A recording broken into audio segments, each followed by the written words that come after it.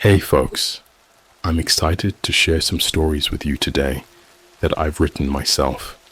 Whether you're a long-time follower or just joining us, I'd love to hear your thoughts on these tales. Don't forget to give this video a like and subscribe if you're new here. Let's dive in, and I hope you enjoy. I bought virtual reality from the dark web. It turns to become my biggest nightmare. I've always been into VR gaming, pushing the boundaries of what's available on the market.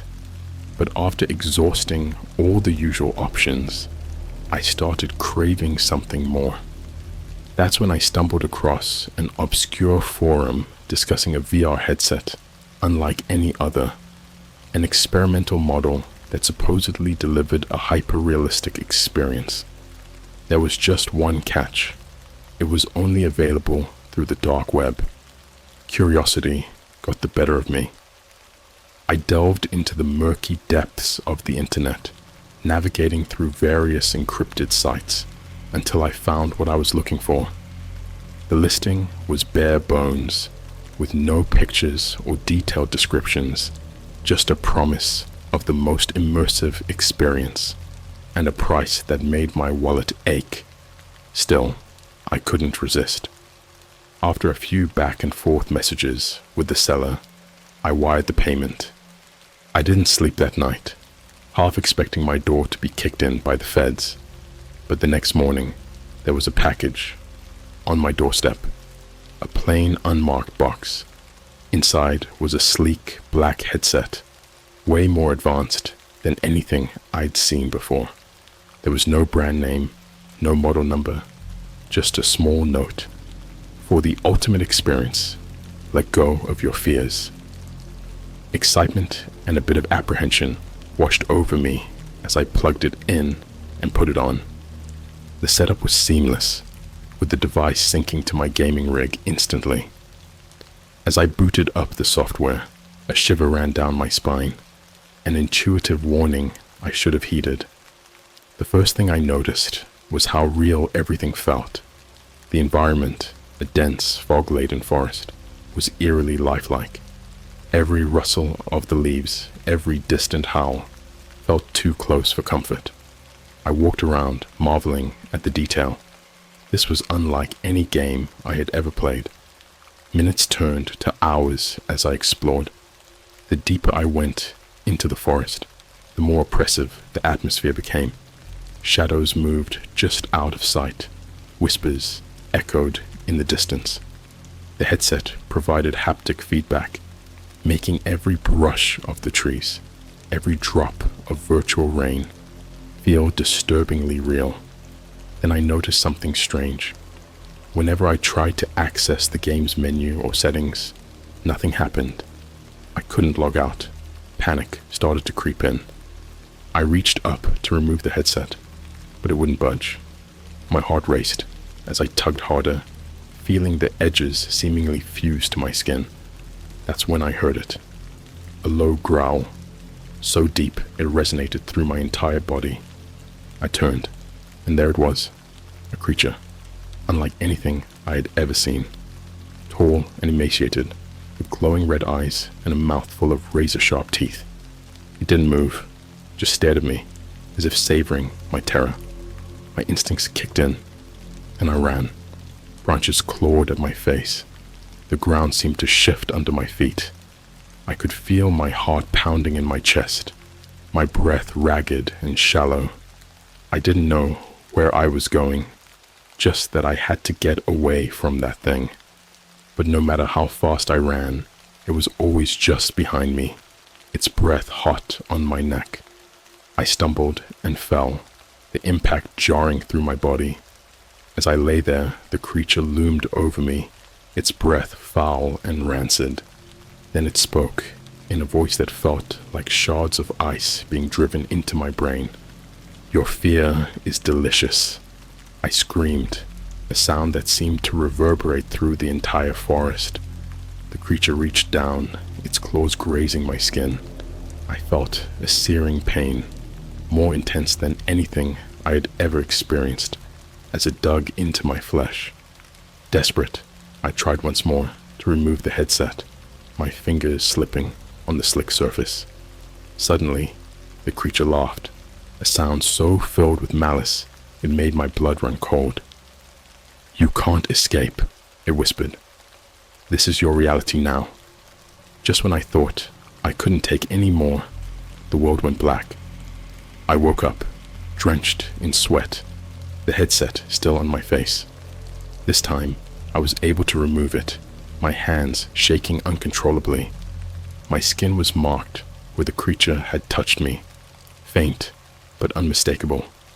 I tried to convince myself it was just a game, a very realistic, very messed up game. But deep down, I knew better. That night, I couldn't sleep. Every time I closed my eyes, I saw those glowing red eyes, heard that chilling voice, and that was just the beginning. Despite my initial horror, curiosity gnawed at me. I couldn't let the experience go. I told myself it was just a game, an incredibly sophisticated one, but still a game. My logical mind refused to accept that what I experienced could be anything more than virtual reality. So after a few sleepless nights and countless reassurances to myself, I decided to put the headset on again. This time, I made sure to be fully prepared. I locked my door, turned off my phone, and sat in a comfortable position. With trembling hands, I placed the headset on my head and turned it on. The same forest greeted me, just as oppressive and foreboding as before. I stilled myself and began to explore again. The whispers were back, more insistent this time, seeming to come from every direction. The air felt thick with tension, each step heavy with foreboding. As I walked, I noticed something new. Small, crude totems hanging from the trees. They were made of bones and sinew, grotesque little figures that swung lazily in the breeze. I reached out to touch one, and it disintegrated into dust. An involuntary shiver ran down my spine. The deeper I went, the darker it became, the trees closing in on me like skeletal fingers. Every now and then, I caught glimpses of movement in the corner of my eye, but whenever I turned to look, there was nothing there. The sense of being watched was overwhelming. I came upon a clearing, a single beam of moonlight illuminating the center. In that pool of light stood a figure, its back turned to me. It was a man, or at least it looked like one, dressed in tattered clothes, his head hanging low. "Hello?" I called out, my voice sounding small and weak in the oppressive silence. The figure didn't move. I took a cautious step forward, and then another. The closer I got, the more I could see the detail, the torn flesh, the exposed bones, the stench of decay that made my stomach churn. Suddenly, the man's head snapped up, and he turned to face me. His eyes were hollow sockets, his mouth twisted into a grotesque smile. "Welcome back," he rasped, his voice like nails on a chalkboard. I stumbled backward, tripping over my own feet. The man advanced, his movements jerky and unnatural. "You shouldn't have come back," he whispered, his voice echoing inside my head. Panic surged through me, and I scrambled to my feet, running blindly through the forest. The trees seemed to close in on me, their branches clawing at my clothes and skin. I could hear the man's laughter, a chilling sound that seemed to come from everywhere and nowhere at once. I didn't know how long I ran, but eventually I found myself back at the clearing. Only this time, the man wasn't alone. Dozens of figures stood around him, all in various states of decay, their hollow eyes fixed on me. "You can't escape," they chanted, their voices merging into a single, unbearable cacophony. I fell to my knees, clutching my head, trying to block out the sound. but it was no use. Their voices grew louder, more insistent. The ground beneath me began to tremble, and I felt a cold, clammy hand grip my shoulder. I screamed, a raw, primal sound, and yanked off the headset. My room was dark, the only light coming from my computer screen. I was drenched in sweat, my heart racing, my breaths coming in ragged gasps. I sat there for a long time, trying to calm down. My hands were shaking so badly I could barely hold the headset. When I finally dared to look at it, I saw something that made my blood run cold. There, on the inside of the visor, was a single word, scrawled in what looked like dried blood. Soon. I threw the headset across the room, my stomach churning with fear and disgust. This wasn't just a game. It was something else, something much worse. But despite my terror, a part of me still wanted to go back, to understand what was happening. I didn't sleep at all that night, haunted by visions of those hollow eyes and twisted smiles. I knew I should destroy the headset, get rid of it before things got worse. But I couldn't. Something about it called to me, a dark allure that I couldn't resist. Days passed, and the urge to put the headset on again grew stronger. I tried to distract myself, diving into work, hanging out with friends, anything to keep my mind off it. But it was always there, lurking in the back of my mind. Finally, I gave in. I needed answers. I needed to know what this thing was and why it seemed so intent on tormenting me. So, with a sense of dread and anticipation, I picked up the headset once more. I had no idea what awaited me on the other side, but I knew one thing for sure. I was in too deep to back out now. Against my better judgment, I put the headset back on. The forest greeted me with its familiar, oppressive atmosphere. The air was thick with tension, and the whispers were louder than ever, like thousands of voices murmuring just out of reach. This time, I was determined to find answers. I walked cautiously, every sound making me jump, every shadow a potential threat. As I moved deeper into the forest, I noticed the totems had multiplied, their grotesque forms hanging from nearly every tree.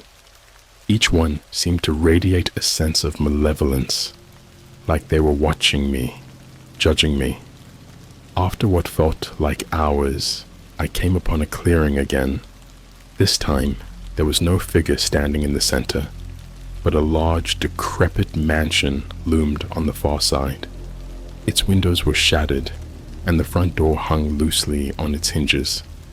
A sense of dread washed over me, but I knew I had to go inside. The moment I stepped through the door, the temperature dropped. The air was thick with the scent of decay, and the floorboards creaked ominously under my weight. The interior was a maze of dark, narrow hallways, each one leading deeper into the heart of the mansion. As I explored, I heard faint sounds, scratching, whispering, the occasional distant scream. The walls were covered in strange symbols, painted in what looked like dried blood. Every so often, I would catch a glimpse of movement out of the corner of my eye, but when I turned, there was nothing there. I found myself drawn to a door at the end of a particularly dark hallway.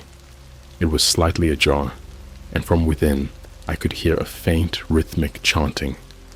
My heart pounded in my chest as I pushed the door open and stepped inside. The room was a large circular chamber with a single flickering candle in the center. Surrounding it were more of those grotesque figures, only these were life-sized, their hollow eyes staring blankly ahead. The chanting grew louder, and I realized it was coming from the figures themselves, their mouths moving in unison. I took a step closer, and the chanting stopped. The silence was deafening. and I felt a chill run down my spine. Suddenly, the figures turned to face me, their eyes glowing with an unnatural light. "You shouldn't be here," they intoned in a single unified voice. Before I could react, the room began to spin, the walls closing in on me. I felt a searing pain in my head, like my skull was being split open. The figures advanced, their movements jerky and unnatural, their eyes fixed on me with a hunger that made my blood run cold. I tried to back away, but my feet wouldn't move. It was as if the floor had turned to quicksand, holding me in place. The figures reached out, their hands like claws, and I felt them tear into my flesh. The pain was unbearable, and I screamed, the sound echoing through the chamber. Just when I thought I couldn't take any more, the world went black. I woke up in my room, the headset still on my face. I ripped it off, gasping for breath. My skin was covered in scratches and bruises, and I could feel the lingering pain where the figures had touched me. I stumbled to the bathroom, splashing water on my face, trying to convince myself it was just a game. But the injuries were real, and the memories were too vivid to dismiss. I looked at myself in the mirror, and for a moment, I didn't recognize the person staring back. My eyes were hollow, my skin pale and clammy. Over the next few days, things only got worse. I started hearing whispers, even when I wasn't wearing the headset. Shadows moved in the corners of my vision, and I felt a constant, oppressive presence watching me. Sleep was impossible. Every time I closed my eyes, I saw those glowing eyes and twisted smiles. I tried to get rid of the headset, but it always found its way back. I threw it in the trash, only to find it on my desk the next morning. I smashed it with a hammer, but it reappeared, pristine and untouched. It was like it was bound to me, and I couldn't escape. The line between reality and the virtual world began to blur. I couldn't tell what was real anymore. I would wake up with new injuries, each one more severe than the last. I stopped going to work, stopped talking to friends. I was trapped in a never-ending nightmare, and there was no way out. One night, as I lay in bed, I heard a voice, clear and distinct. "We are coming for you," it whispered, sending chills down my spine. I bolted upright, my heart pounding, and there, at the foot of my bed, stood the figure from the forest, its hollow eyes fixed on me. I screamed, but no sound came out. The figure advanced, and I felt the same searing pain as before. My vision blurred, and I blacked out. When I came to, I was back in the forest, the headset still on my face. The creatures surrounded me, their eyes glowing with a sinister light. "You belong to us now," they chanted, their voices merging into a single, unbearable cacophony. I knew then that there was no escape, no way to wake up from this nightmare. I was trapped, and the only way out was to confront the darkness that had taken hold of me. But I didn't know if I had the strength to face it. All I knew was that the game was far from over, and the real horror was just beginning. I don't know how long I stayed in that forest. Time seemed to lose all meaning. Days bled into nights, and the oppressive atmosphere weighed heavily on my sanity. I wandered aimlessly, hoping for some sign, some clue to break free from this nightmare. But the forest seemed endless, a labyrinth designed to trap me in its dark embrace. The whispers grew louder, more insistent. They weren't just voices anymore. They carried with them emotions, rage, sorrow, despair. Each step I took felt like wading through a sea of suffering. The creatures watched from the shadows, their eyes gleaming with hunger and anticipation. They fed on my fear, growing stronger with each moment of my terror. One night, as I lay on the cold, unforgiving ground, I saw a light flickering in the distance. It wasn't the cold, indifferent glow of the moon, but a warm, inviting light. Desperation pushed me to my feet, and I stumbled towards it, hope flaring weakly in my chest. The light led me to a small clearing, different from the others. In the center stood an ancient tree, its gnarled branches stretching out like skeletal arms. At its base was an old man, his eyes closed, his face serene. He was surrounded by a circle of candles, their flames dancing gently in the wind. "Help me," I whispered, my voice cracking. "Please, help me." The old man opened his eyes and looked at me, his gaze piercing through the darkness. "You've come a long way," he said, his voice calm and steady. "But the path you walk is dangerous. Are you ready to face the truth?" I nodded, too exhausted and terrified to question him. He gestured for me to sit, and I sank to the ground, grateful for the respite. "This place," he began, "is a reflection of your mind. Your fears, your regrets, your darkest thoughts, they manifest here." "I don't understand," I said, shaking my head. "Why me? Why is this happening?" The old man sighed, a sound filled with centuries of wisdom and sorrow. "You sought something beyond the ordinary, something that pushed the boundaries of reality. The headset you found, it's a conduit, a bridge between worlds. But it's also a trap. The more you use it, the deeper you sink into this abyss." "Is there a way out?" I asked, my voice barely above a whisper. "There is," he replied, "but it won't be easy. You must confront the darkness within you, the fears that bind you to this place. Only by facing them can you hope to break free." His words resonated with a truth I couldn't deny. I had always pushed myself, seeking the thrill of the unknown, the rush of fear, but I never considered the consequences, the toll it took on my mind. Now I was paying the price. The old man reached into his robe and pulled out a small, ornate dagger. "Take this," he said, handing it to me.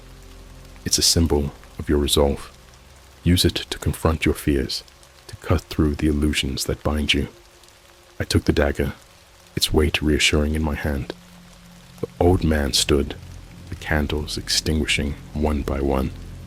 "Remember," he said, his voice fading as he walked away, "the power to escape lies within you. Trust yourself." I was alone again, but I felt a newfound determination. I stood and made my way back into the forest, the dagger clutched tightly in my hand. The creatures were waiting for me, their eyes glowing with malice. But this time, I was ready. The first creature lunged at me, its claws outstretched. I slashed at it with the dagger, and it recoiled, shrieking in pain. I could feel my fear diminishing, replaced by a fierce resolve. I fought my way through the forest, each strike of the dagger weakening the creatures, the whispers growing fainter. I came upon the mansion again, its decaying facade a stark reminder of the horrors within. I pushed open the door and stepped inside, the darkness closing in around me. The chanting resumed, louder and more frantic, but I pressed on, determined to confront whatever lay ahead. In the center of the mansion, I found the room with the life-size figures. They turned to face me, their eyes glowing with a malevolent light. "You cannot escape," they intoned, their voices merging into a single unbearable cacophony. I stepped into the circle, the dagger held high. "I am not afraid," I declared, my voice strong and steady. The figures hesitated, their chanting faltering. I slashed at them, the dagger cutting through their forms like a hot knife through butter. The room began to spin, the walls closing in on me. But this time, I stood my ground, the dagger a beacon of light in the darkness. The figures screamed, their forms disintegrating into shadows. The pain in my head intensified, but I pushed through, focusing on the light.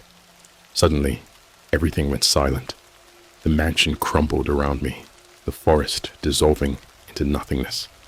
I was floating in a void, the darkness pressing in on all sides, but I felt a sense of peace, a calm I hadn't known in what felt like an eternity. I opened my eyes, and I was back in my room, the headset lying on the floor. I took a deep breath, feeling the weight of the experience lifting from my shoulders. The marks on my skin had faded, and the oppressive presence was gone, but I knew the fight wasn't over. The darkness still lingered, a shadow at the edge of my mind. I had confronted my fears, but I had to remain vigilant. The headset was still there, a reminder of the horrors I had faced, and I knew that one way or another, I would have to confront it again. The days following my confrontation with the darkness were a blur. I felt like a shell of my former self, haunted by memories of the forest and the mansion. Every time I closed my eyes, I saw those hollow eyes and twisted smiles, but there was a sense of clarity too, a realization that I needed to reclaim control over my life. I avoided the headset, keeping it locked away in a drawer. I focused on rebuilding my routine, reconnecting with friends and family, trying to find a semblance of normalcy. But the allure of the headset, the promise of answers, never left me. It was a constant presence, a dark whisper in the back of my mind. One night, unable to resist any longer, I took the headset out. I examined it, turning it over in my hands, feeling the weight of the decision. I knew I had to face it one last time, to confront whatever lingering shadows remained. With a deep breath, I put the headset on. This time, the forest was gone. I found myself in a stark, white room, empty except for a single chair in the center. The air was still, the silence oppressive. I walked to the chair and sat down, waiting. The walls began to shimmer, and the old man appeared before me. "You've returned," he said, his voice a mix of surprise and approval. "Have you found what you were looking for?" "I don't know," I admitted. "I feel like there's still something I need to understand, something unfinished." He nodded, a solemn expression on his face. "You have faced your fears, but there is one more truth you must confront." The room shifted, and I was back in the mansion, standing in front of a large mirror. My reflection stared back at me, but it wasn't quite right. The eyes were wrong, too dark, too empty. "Look closely," the old man's voice echoed around me. I stepped closer to the mirror, my heart pounding. As I stared into my own eyes, the reflection began to change. The skin peeled away, revealing the hollow, twisted figure beneath. It was me, and yet it wasn't. It was the darkness within, the part of me that had been feeding on my fear and despair. "You must accept this part of yourself," the old man said. "Only by acknowledging it can you truly be free." Tears streamed down my face as I reached out to touch the mirror. My reflection did the same, our hands meeting on the cold glass. "I accept you," I whispered, my voice trembling. "I accept all of you." The reflection smiled, and the darkness began to recede. The room brightened, and the oppressive weight lifted from my shoulders. I felt a sense of peace, a wholeness I had never known before. The old man reappeared, his expression serene. "You have done well," he said. "But remember, the darkness is always there, waiting. You must remain vigilant, or it will try to return. I understand, I replied. Thank you. With a final nod, the old man vanished, and the world around me dissolved. I opened my eyes and found myself back in my room, the headset lying on the floor.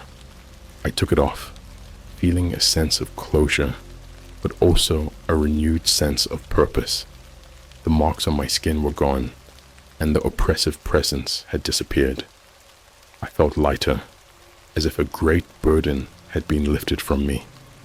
I knew the journey wasn't over, but I was ready to face whatever came next. I put the headset back in the drawer, locking it away. I wasn't sure if I would ever use it again, but I felt no rush. I had reclaimed my life, and I intended to live it to the fullest.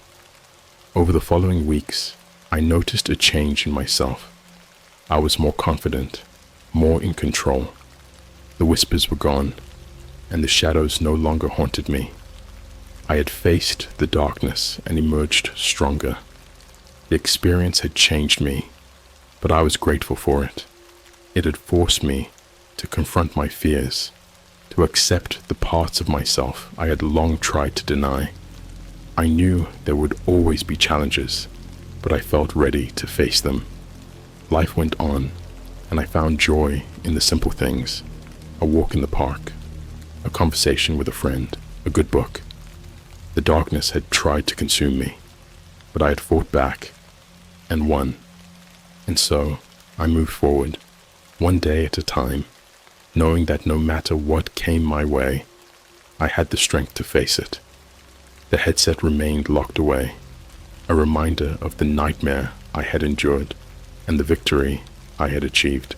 But sometimes, late at night, I would hear a faint whisper, a reminder that the darkness was always there, waiting, and I would smile, knowing that I was no longer afraid.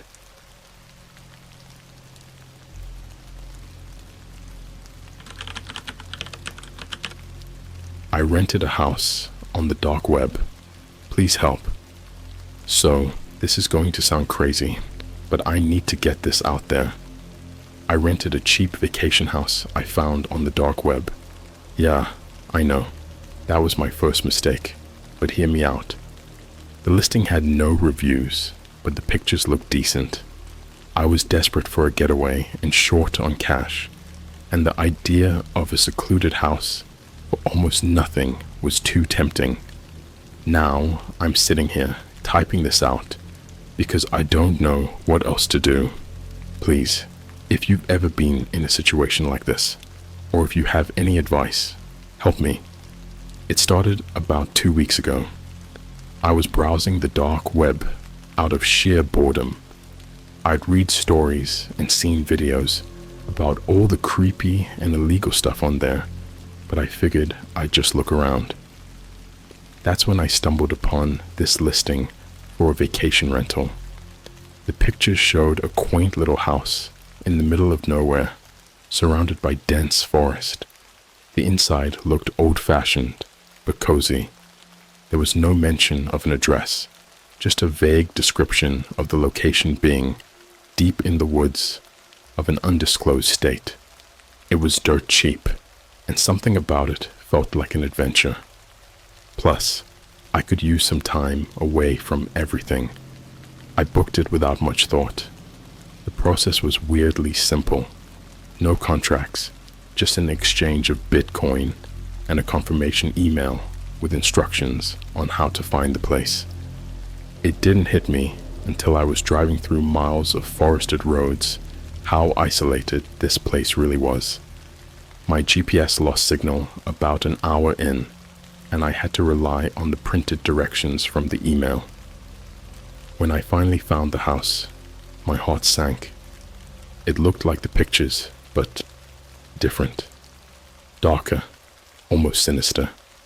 The paint was peeling, and the windows were grimy. I shrugged it off as my imagination and went inside. The air was musty, like the place hadn't been aired out in years. I felt an instant chill run down my spine, but I chalked it up to the cold and started unloading my stuff. The first night was uneventful, but I couldn't shake the feeling of being watched. The next morning, I explored the house more thoroughly. There were odd scratches on the walls, like something had been clawing to get out. I found a locked door in the basement that seemed out of place. It was heavy, with iron hinges and a padlock. Curiosity got the best of me, and I decided to break it open. Behind that door was a small room, lined with shelves filled with dusty old books and jars containing what looked like human remains, bones, teeth, and other unidentifiable parts. The smell was overwhelming, and I barely managed to keep from puking. On a table in the center of the room, there was a diary. The cover was worn, and the pages inside were yellowed with age. I started reading it, and that's when things got really disturbing. The diary belonged to a guy named Peter. He wrote about moving into the house with his family. At first, everything was normal, but then they started hearing voices and seeing shadows. The entries got more frantic and disjointed as time went on. He mentioned his wife and kids disappearing one by one, hearing their screams at night, and seeing their ghostly figures roaming the halls. The final entry was a scroll of madness, talking about how the house was alive and hungry, feeding off their fear and souls. I threw the diary down and bolted out of the room, locking it behind me. I tried to calm myself down, but I couldn't shake the terror that had taken hold. That night, the voices started, soft whispers at first, just on the edge of hearing. They seemed to come from everywhere and nowhere. I couldn't understand what they were saying, but the tone was malicious. I barely slept, every creak and groan of the house setting my nerves on edge. The next few days were a blur of fear and paranoia. I started seeing things out of the corner of my eye, fleeting shadows, faces in mirrors that vanished when I turned to look. I tried to leave, but my car wouldn't start. I checked my phone, but there was no signal. I was trapped. Things escalated quickly after that. One night, I woke up to find myself unable to move. I was completely paralyzed, but I could see and hear everything. Shadows loomed over me, whispering in that same indecipherable language. I felt cold hands gripping me, tugging at my limbs, my skin crawling under their touch.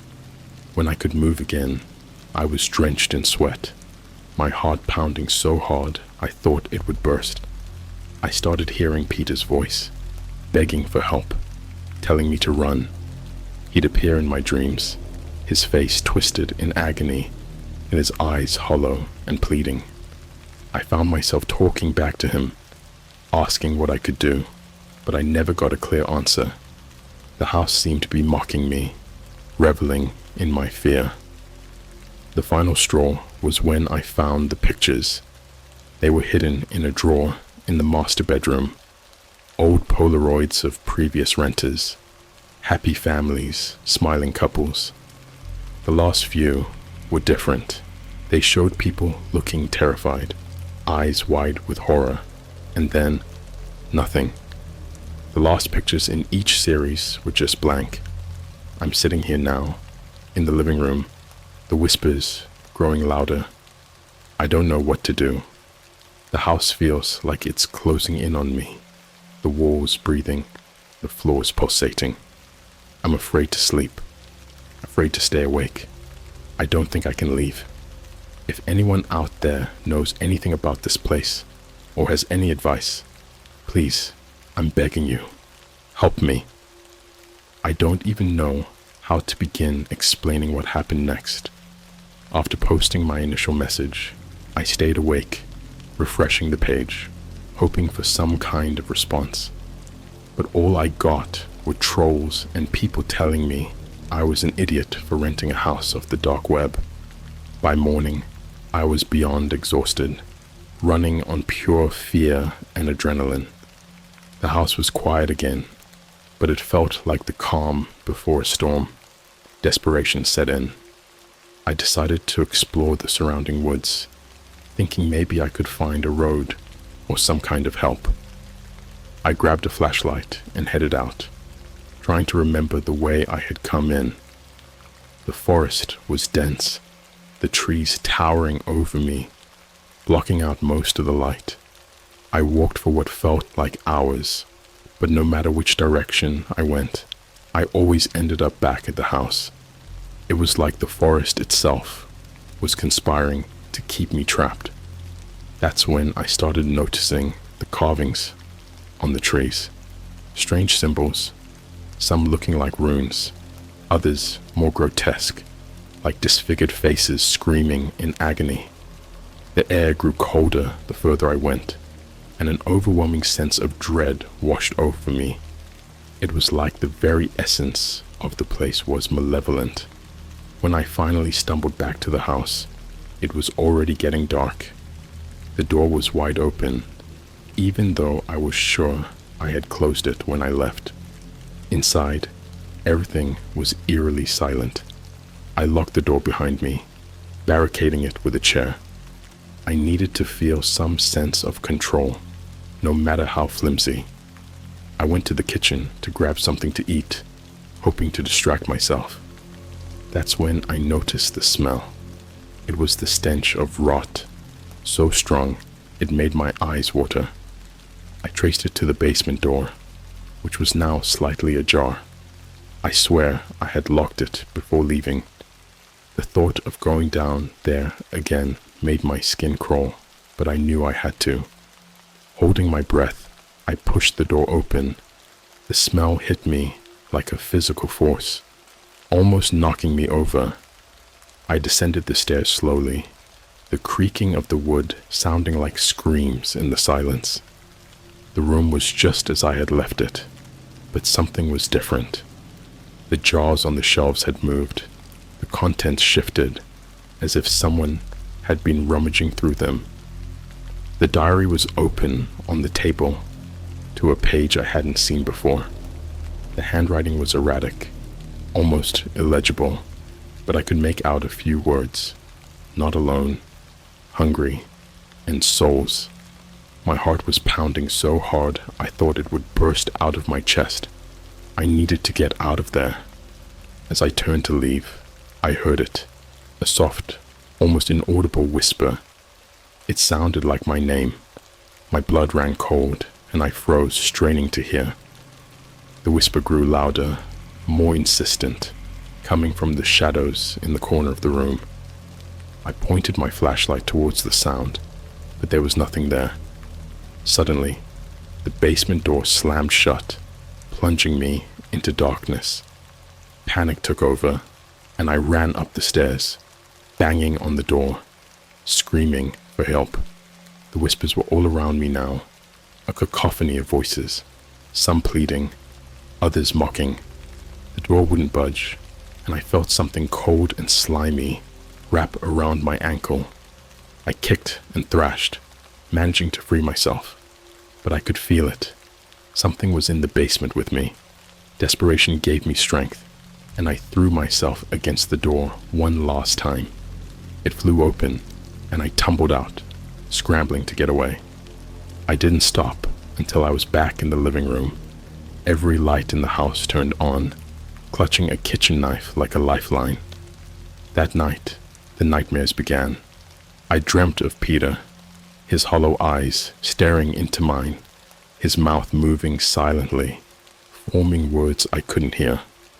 The room around him was on fire, the walls melting, the floor cracking open to reveal an endless void. I woke up screaming, drenched in sweat, the whispers still echoing in my ears. I knew I couldn't stay there, but every attempt to leave was futile. My car wouldn't start, and the forest seemed to stretch on forever, a labyrinth with no exit. The house had me, and it wasn't going to let go. I started barricading myself in the living room at night, the knife always within reach. The whispers never stopped, growing louder and more insistent, a constant reminder that I was not alone. Days blurred into nights, and I lost track of time. I barely ate, barely slept. I started seeing things, faces in the windows, shadows moving on their own. The walls seemed to pulse and breathe, the house alive and watching me. The diary had warned me, but I was too late. The house was hungry, and I was its next meal. Please, if anyone out there knows what to do, I'm begging you. I don't think I can hold out much longer. The whispers are getting louder, and I can feel them closing in. The house wants me, and I don't know how much longer I can resist. I'm not sure how much time has passed since I last posted. Days, weeks, it all blurs together in a haze of terror and confusion. I've barely slept, and when I do, the nightmares are worse than the waking reality. The house is relentless. The whispers are constant now, growing louder and more coherent. They know my name. They taunt me, mock me, beg for release. Sometimes they scream. I tried everything to escape. I even tried setting the house on fire, thinking maybe I could destroy it and run while it burned. But the matches wouldn't light. The lighters wouldn't spark. It was like the house was protecting itself, keeping me here.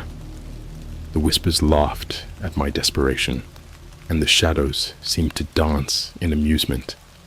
In one of my more lucid moments, I decided to search the house again, hoping to find some clue, something I had missed. I started in the attic, a place I had avoided until now.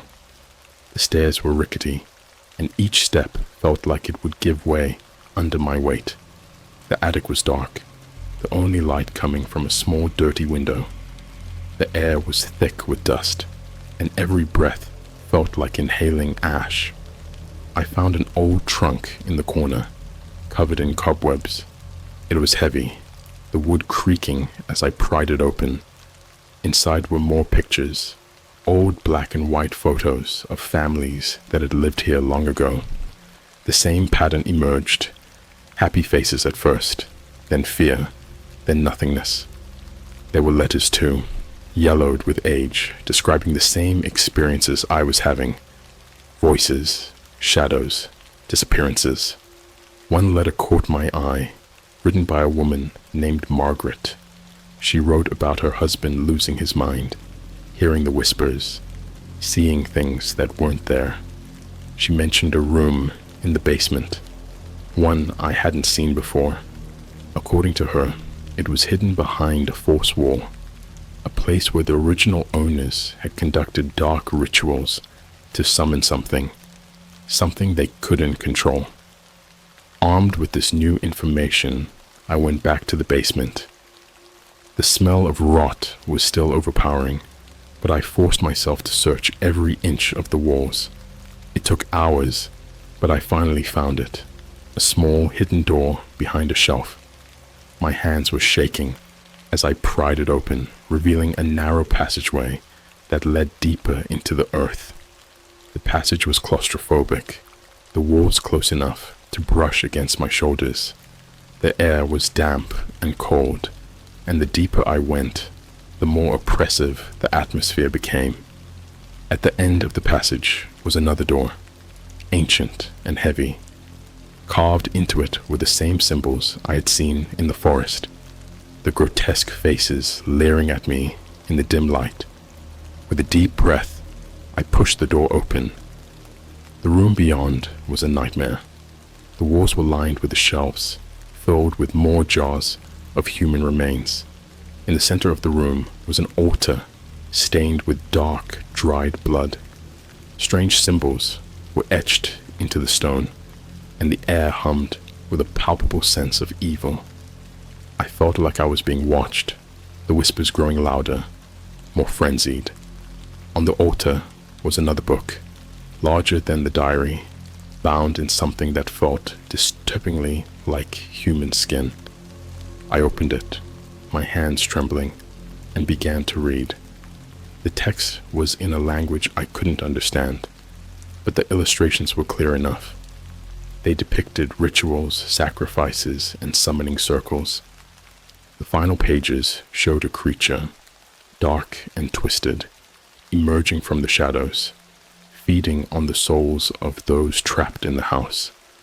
I realized then that I wasn't just dealing with ghosts. This was something far older, far more malevolent. The house was a prison, a feeding ground for this entity. It thrived on fear, on suffering, on souls, and I was its latest victim. I stumbled out of the passage, my mind reeling. The house seemed to sense my discovery, the whispers now a deafening roar. The shadows closed in, the walls pulsating, the very floor trembling beneath my feet. I ran to the living room, clutching the book, hoping to find something, anything that could help me. I found a section in the book that seemed like a banishment ritual. The steps were complex, involving candles, symbols, and chanting. I gathered what I could, creating a makeshift altar in the living room. The whispers grew louder, the shadows closing in, but I had to try. I had to fight back. I started the ritual, my voice shaking, the candles flickering. In the oppressive darkness, the air grew colder, and the house seemed to writhe in anger. As I chanted, the whispers turned to screams, the shadows twisting and thrashing. The very walls seemed to close in, the pressure building, the air thick with malevolence. Then everything went silent. The candles went out, plunging me into darkness. I felt a presence, something ancient and hungry, hovering just beyond my vision. My heart pounded in my chest, my breath coming in ragged gasps. I couldn't see it, but I knew it was there, watching me, waiting. I'm writing this now because I don't know how much longer I have. The ritual didn't work, or maybe I did it wrong. The house is alive, and it's not going to let me go. The whispers are back, louder than ever, and I can feel the shadows closing in. If anyone reads this, please, don't come looking for me. Don't try to find this house. Leave it to rot. Let it be forgotten. There's no escaping it, no fighting it. The house is hungry, and I'm its next meal. I'm not sure how much longer I can keep this up. Writing feels like the only thing tethering me to reality, but even that is slipping away. The house is relentless. The whispers have become screams, the shadows more tangible, pressing in on me, cold and suffocating. I feel like I'm losing my mind. After the failed ritual, I barricaded myself in the bedroom, but it didn't make a difference. The presence in the house grew stronger, more aggressive. The nights are the worst. The temperature drops to freezing, my breath visible in the darkness, and the whispers, God, the whispers. They've taken on voices of their own, people I've known, loved ones, friends, all twisted into malevolent echoes, telling me to give up, to surrender. I haven't left the house in days. The forest outside feels just as sinister as the house itself. The carvings on the trees have multiplied, the faces more grotesque, their eyes following me wherever I go. I swear I saw one of them move, a twisted, gnarled mouth opening in a silent scream. I ran back inside, but there's no safety here either. I found another diary, hidden in the attic. This one belonged to a woman named Sarah. Her entries mirrored Peter's, but with a new layer of horror. She wrote about a room beneath the basement, deeper than the secret passage I had found, accessible only through a hidden trapdoor. She described the same rituals, the same symbols, but with one key difference. She mentioned a way to break the cycle. According to Sarah, the entity could be banished if someone willingly offered themselves to it, but not just their body. Their soul had to be freely given. It was the only way to end the curse, to set the trapped spirits free. Her final entries were heartbreaking, detailing her plan to sacrifice herself to save her family. She wrote about her fear, her resolve, and then nothing. The entries stopped abruptly, just like Peter's. I don't know what happened to Sarah, but I have a feeling she didn't succeed. The house wouldn't be like this if she had. But her diary gave me a sliver of hope, a possible way out. I spent hours searching for the trapdoor she mentioned. It wasn't in the basement or the attic. I tore apart every room, every corner of the house, growing more frantic with each passing hour. Then last night, I found it, hidden beneath a loose floorboard in the living room. A small iron ring, barely noticeable, set into the wood. With trembling hands, I pulled it up, revealing a dark, narrow tunnel. The air that wafted up was frigid, carrying a scent of decay and something far worse, something ancient. I don't know where I found the courage, but I descended into the tunnel, flashlight in hand. The walls were lined with more carvings, more symbols. The tunnel seemed to go on forever, twisting and turning, deeper into the earth. The further I went, the stronger the presence became, pressing against me, threatening to smother me. At the end of the tunnel, I found a chamber. The walls were covered in symbols, the floor a mosaic of bones and stones.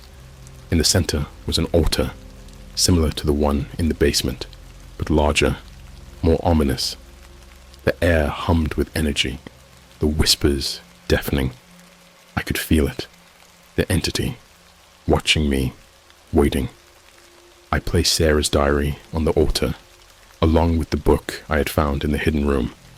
I tried to recall the banishment ritual, but my mind was a fog of fear and exhaustion. I began chanting, my voice barely audible over the screams and whispers. The air grew colder, the darkness closing in, but I kept going, pouring every ounce of my will into the ritual. Suddenly, the whispers stopped. The air was still, the chamber silent. I felt a presence behind me, something cold and powerful.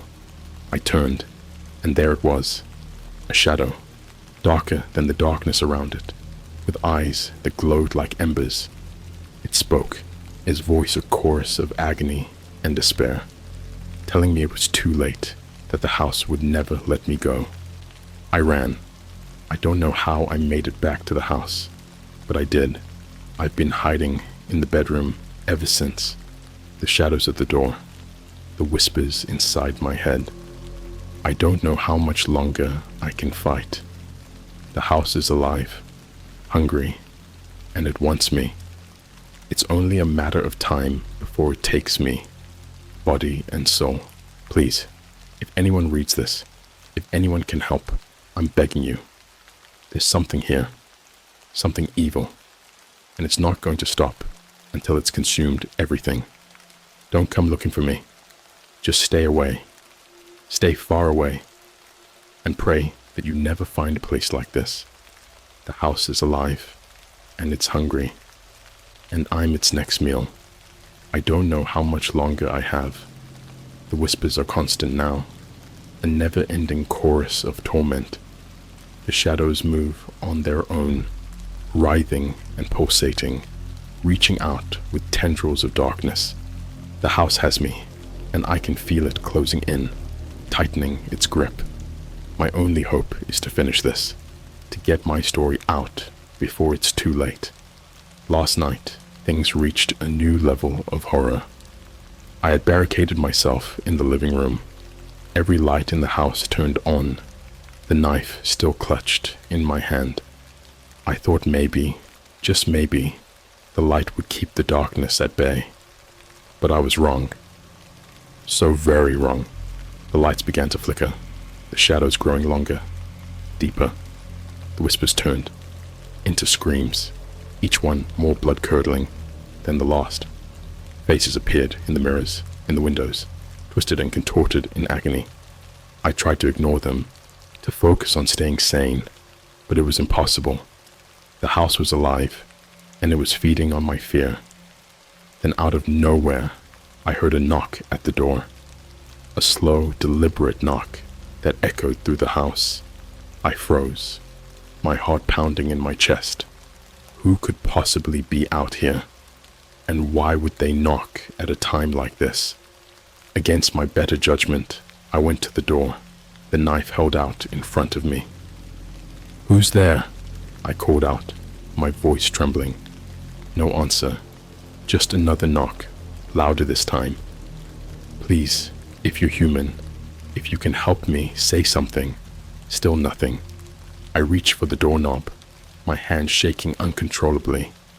As soon as I touched it, the door flew open, the darkness outside swallowing the light from inside. I staggered back, dropping the knife, my eyes straining to see into the inky blackness. A figure stepped forward, emerging from the shadows. It was Peter, or at least it looked like Peter. His eyes were hollow, his face gaunt and twisted with despair.